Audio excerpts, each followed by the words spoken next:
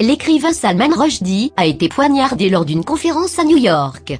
Pour ceux qui ne le savaient pas, Salman Rushdie a les intégristes au cul depuis la fin des années 80 et la publication de son livre Les Versets Sataniques, un roman qui traite, entre autres, du fanatisme religieux et qui a valu à son auteur une fatwa lancée par l'Ayatollah Khomeini.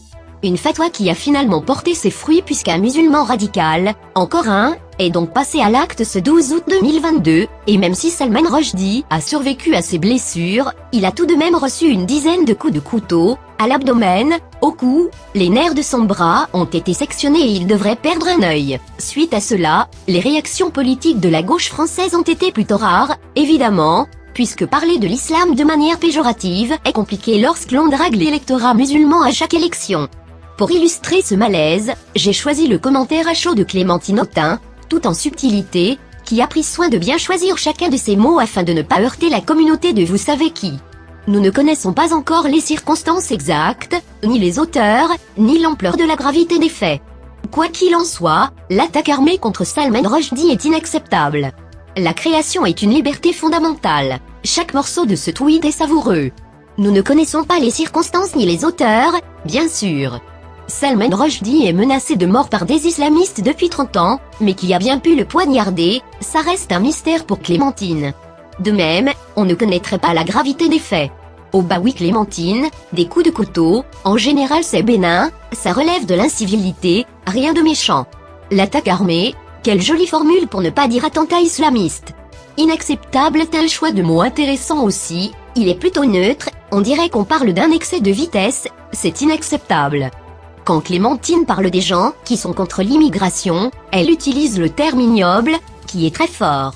Une opinion de droite c'est abject, nauséabond, ignoble, en revanche enfoncer un couteau dans le corps de quelqu'un, c'est juste inacceptable. Pour terminer, Clémentine Autain parle de la liberté de création, évidemment pour ne pas parler du vrai sujet, qui est ici la liberté de critiquer la religion musulmane, c'est bien cela qui vaut à Salman Rushdie d'être en danger permanent, et pas autre chose.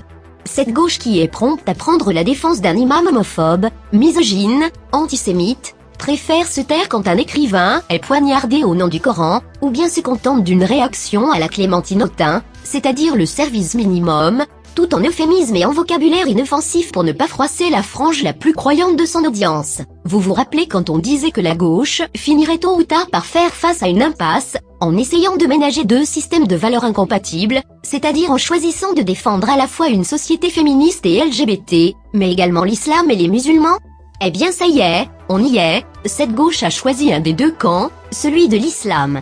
Oui, c'est officiel, ce sont bien les progressistes qui se sont fait avoir, la question a été résolue par Clémentine Autain et ses amis. Comme dans le roman de Houellebecq, ils ont choisi la soumission aux intégristes, et il suffit de voir ce député La France Insoumise utiliser le mot mécréant en toute tranquillité pour le comprendre. Du coup, comme on forme de manière express un peu tout le monde à la détection de la radicalisation, et notamment dans l'administration pénitentiaire, vous avez des gens qui, en une journée ou deux journées de formation, on leur explique comment détecter un fondamentaliste islamiste qui est prêt à passer à l'acte, alors qu'on a dit qu'un mécréant pouvait aussi passer à l'acte. Donc c'est pas forcément le point de départ. Nous y sommes, donc. Le paradoxe islamo-gauchiste a été clarifié, désormais cette gauche-là prend fait et cause pour l'islamisme, elle se bat pour lui, elle parle comme lui, elle a tout simplement fait son choix, qui est celui de la démographie, car un couple homosexuel donnera naissance à beaucoup moins d'enfants qu'un couple musulman, et donc à beaucoup moins d'électeurs.